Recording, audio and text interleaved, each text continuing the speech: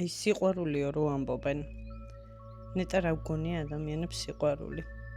შეხვდები ადამიანს, გაიცნობ, დაუახლოვდები და მერე ამ გზნობით თავრო გეხვევა.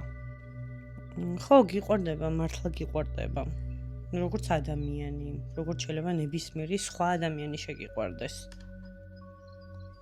მერე ამას ემატება ვნება, მიჩვევა, მოლოდინები, შიში, დაკარგვის განცდა და გონია რომ მურჩა.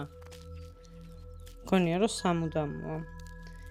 მერე ისიც გონია რომ მთელი ცხოვრება გასტანს ეს ყველაფერი და ვერაფერი ვერ გაანელებს ამ ქარიშხალს, რაც შენ გულში ტრიალებს. თუმცა ცხოვრება უცნაურია.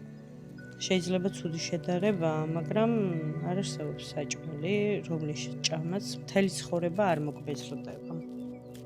არც ისეთი ტანსაცმელი არსებობს, რომელსაც ყოველდღე ჩაიცვამ და ერთ დღეს არ დაგხლის.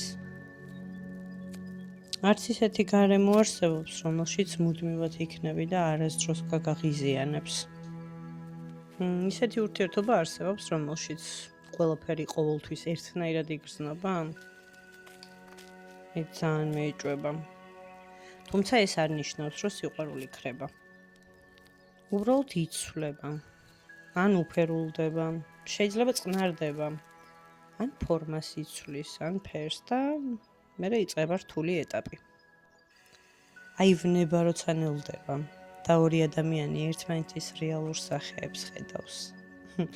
მერე ნელ-ნელა გვავიწყდება რა არის მისი საყვარელი ფერი. რომელი მუსიკა უყვარს ყველაზე მეტად? რა ახარებს, რა ткენს? როდის ჭირდება ჩახუტება და როდის მარტო დარჩენა. მერე გვავიწყდება, რომ სიყვარულს მოვლა სჭირდება. სივრცეც სჭირდება, ბალანსიც. ყველაფრის ერთად კეთება არ შეიძლება.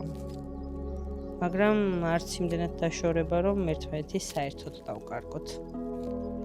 ნელ-ნელა გვეზარება ერთმანეთის სურვილების შესრულება. ვიღლებით, მეტს ვითხოვთ, მეტს გთხოვენ. და ერთ დღესაც ხვდები, რომ ადამიანი, რომელთანაც ყველაზე ახლოს იყავი, უცებ ყველაზე შორი გახდა შენთვის. აი ეს არის ჩუმი დაშორება. შეიძლება ფიზიკურად ერთად იყოთ, მაგრამ ყველაზე ცუდი დაშორებაა, როცა ერთად ხართ და მაინც ცალ-ცალკე. ერთ სახლში ცხოვრობთ, მაგრამ სხვადასხვა სამყაროში. ერთმანეთთან საუბრის ნაცვლად პრობლემებზე სხვებთან ვსაუბრობთ. მეგობრებთან, საკუთარ თავთან, სოციალურ ქსელებში. და აი სწორედ აქ იწყება ბზარი. იმას ვერც კი ვხვდებით, რომ ამ ურთიერთობის გადასარჩენად მხოლოდ ერთი გზა იყო ყოველთვის. ეს ერთი გზა გულახდილი საუბარია. უბრალოდ ერთ დღეს ამის უნარი დავკარგეთ. ან სურვილი დავკარგეთ. ადამიანს, რომელსაც ირჩევ, ხო ყველა ვარიანტში მასთან რაღაც გაკავშირებს. შეიძლება მუსიკა, შეიძლება საერთოდ კივილი, სექსი, მარტოობის შიში, მოგზაურობა, ან მთელი ღამე საუბარი. შეიძლება უბრალოდ ის შეგრძნება, რომ ვიღაცასთან ერთად თავს მარტო აღარ გრძნობ. ვერასდროს ჩამოთვლი იმ წაფებს, რომელიც ადამიანებს შორის იხლართება, მაგრამ ხშირად ვფიქრობ. რა ხდება მაშინ, როცა ინტერესები იცვლება და როცა ის, რაც ერთმანეთთან გაკავშირებდათ, საერთოდ აღარ არსებობს.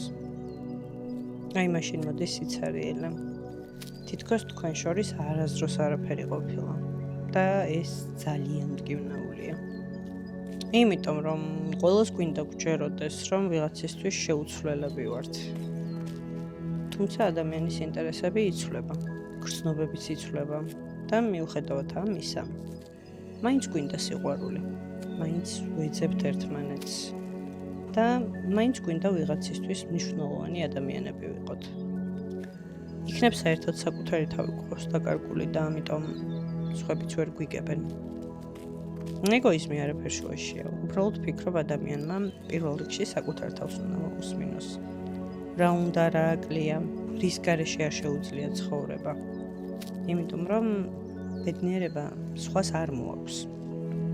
როცა უბედური ხარ, ნელ-ნელა ყველაფერს ანგრევ შენს გარშემო, ურთიერთობებსაც, საკუთარ თავსაც და რა თქმა უნდა სიყვარულსაც. ისე თუ დაკვირვები ხართ ბედნიერი ადამიანი, რომ ყოველთვის სხვაზე ლამაზია, ყოველთვის გამოირჩევა. უფრო მშვიდია, უფრო საინტერესო, უფრო სასურველი და მიმზიდველი სხვებისთვის. როცა სიყვარული მოვალეობად იქცევა, ურთიერთობაც ნელ-ნელა კარგავს ფერს. და ბოლოს მაინც მარტო იბადები, მარტო კვდები. დაბადებიდან სიკვდილამდე კი ყველა ბედნიერებას და ყველა ტკივილს საბოლოოდ მაინც მარტო გადიხარ. ხო შევთანხმდით იმაზე, რომ ტყუილია ვინმეს ბოლომდე შეეძლო შენი ტკივილის გაზიარება, ან შენი ბედნიერების ბოლომდე შეგრძნება. ყველას თავის სამყარო აქვს შიგნით, თავისი სიჩუმე, თავისი ბრძოლები, თუმცა ალბათ ყველაზე ლამაზ ტყუილებს მაინც ცხოვრების ბოლომდე ვეტყვით საკუთარ თავებს, რომ გონია, რომ ვიღაცას მართლა სრულად ესმის ჩვენი. ეს ტყუილი პრინციპში აუცილებელიც მგონია, იმიტომ რომ ზუსტად ეს გვაძლევს ძალას, რომ ადამიანები კიდევ ერთხელ გულწრფელად შევიყვაროთ. და მაინც არსებობს საჭმელი, რომელსაც მთელი ცხოვრება შეჭამ, თუ სხვადასხვანაირად მოამზადებ. არსებობს ის ადგილიც, სადაც მთელი ცხოვრება იცხოვრებ. თუ ოთახებს სხვადასხვანაირად მოაწყობ. წელიწადში ერთხელ მაინც.